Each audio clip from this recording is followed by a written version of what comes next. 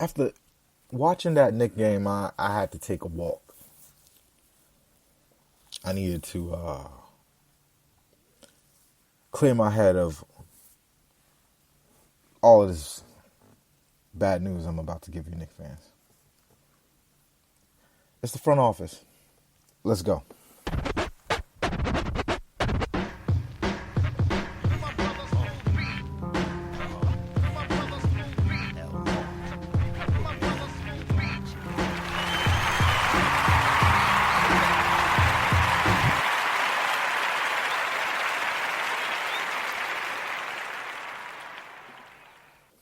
Celtics 118, Knicks 95 isn't really the story. Like I don't like to go after the Knicks in the sense of, oh, good teams are gonna whoop up on you.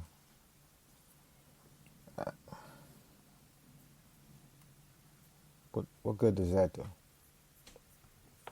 Right. We Knicks fans, at least the intelligent Knicks fans know this team is a team of children. But it it really baffles me what they're doing over there. Like, are they just like rolling the basketball into the center of the gym and going, work on this and work? How does like the questions? Like, I watched the post game questions and I'm wondering to myself, like, is anyone gonna ask anything meaningful? Like, how are these young dudes are gonna get better, and what are you guys doing to support them? What does that look like? Who's making these decisions? Because I look at a kid like Kevin Knox, I say, that kid right there,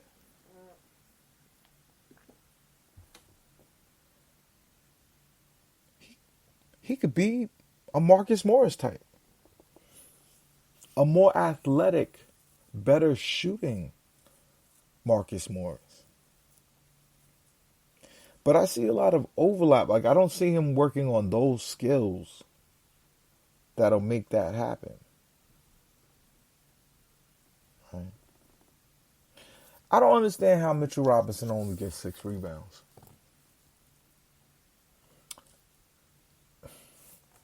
I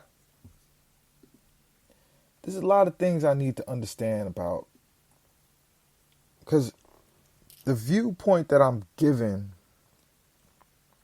from Knicks fans is that this is going to be an all NBA defensive player. That Mitchell Robinson is going to change the way the game of basketball is played. I don't doubt that. He got 17 points last night. He got busy for a 20-year-old. No, he's 21. But 6 rebounds and you're 7'3", you don't have Kristaps Porzingis skill to be putting up games where you get 6 rebounds. Right? And then what's this, like, why is he only playing 20 minutes? If he's such a transformational player. What was the plan of putting Julius Randle next to him? Right. Because he's got to be out there. If this is the next, if this is the next defensive player of the year, if this is the next Rudy Gobert, right? Why isn't he finishing games?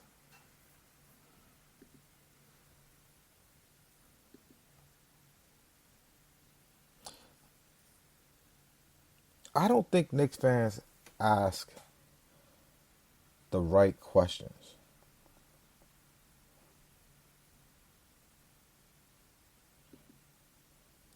I think you guys get caught up in the wrong BS. Like,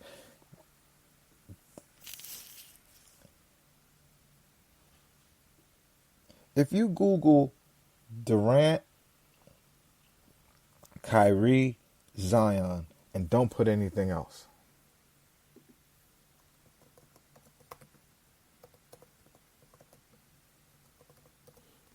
if you do that search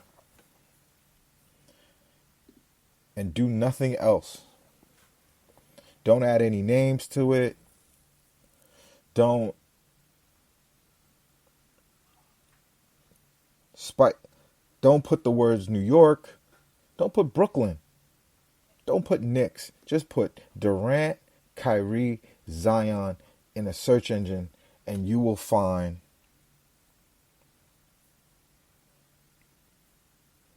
a never-ending amount of photoshops of the three of them together in a Knicks uniform. And not to salt on the wound, like there was a I'm gonna make it the cover of this episode because the media loves to say it's you guys who have the problem when it's really them planting the poison inside of you. The day they traded Porzingis, the back cover said, "Living on a prayer." Right? This was the New York Post that almost in this, bigger than that, it says, "The best sports in town." And Porzingis is traded.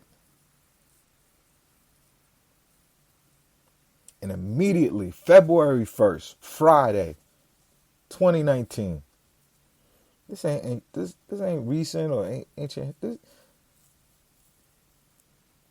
Friday, February 1st, 2019, on the back page of a professional sports paper, after they trade maybe the best draft pick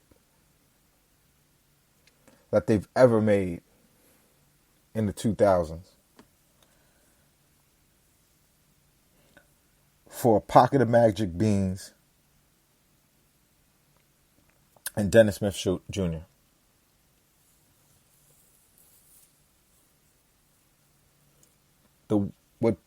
What the people on ESPN was saying was they gotta know something.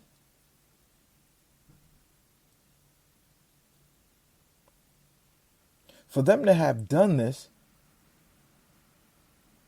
because Kristaps is a restricted free agent, they do have him under control all for the next 4 years. And really, all that he was asking for is for the Knicks organization to be competent.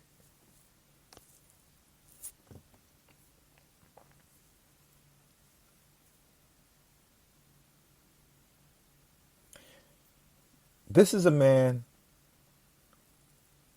who loves being in New York, but went to Spain to rehab his injury because there's no one competent there. He said it himself. Kristaps said it. I show up at the facility and I wonder if someone's going to be there to tape my ankles.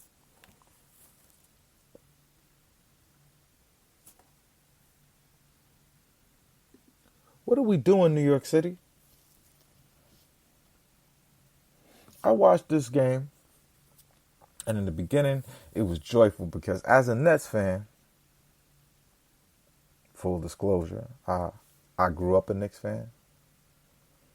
The moment that I saw that giant rusty spaceship get put on the corner of Flatbush and Atlantic Avenue in my beloved home borough of Brooklyn, I said, this is God saying to me, I can make a switch. Because I'm not switching teams because this is who I use on 2K. I'm not switching teams because I like how their jerseys go well with my sneaker, rotation. Like, no. I said, I'm from Brooklyn.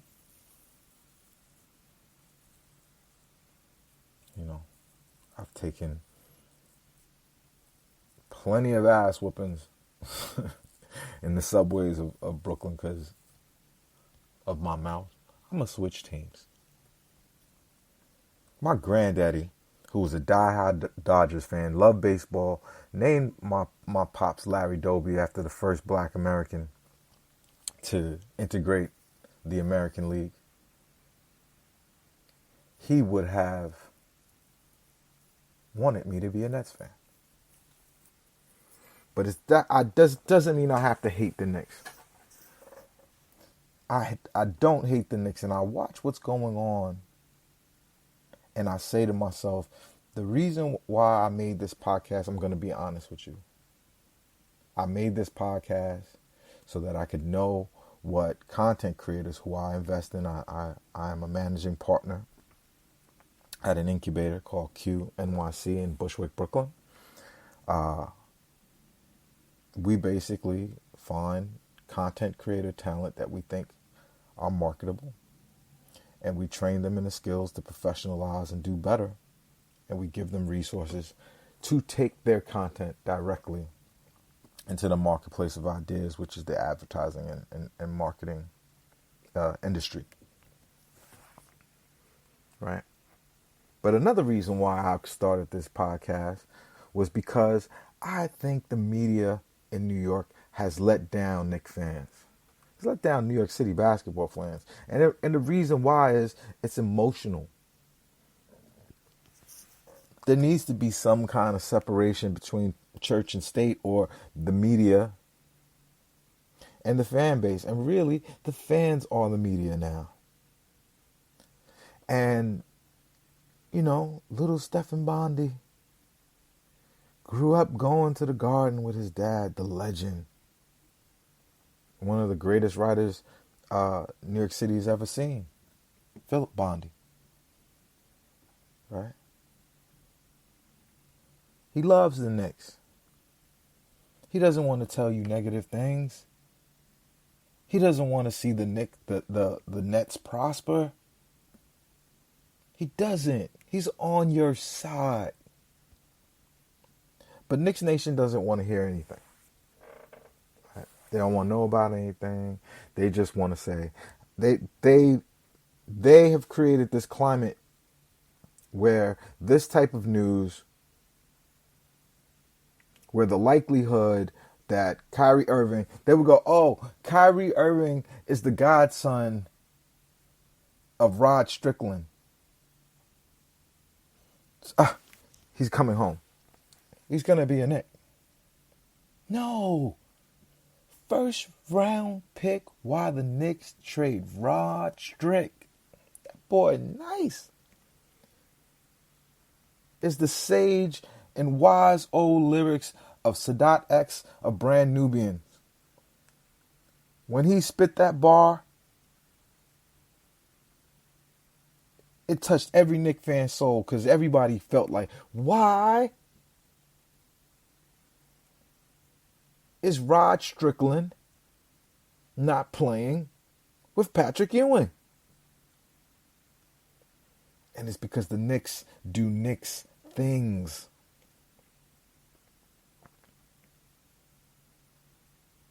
They don't develop players. Historically, going back, they have not.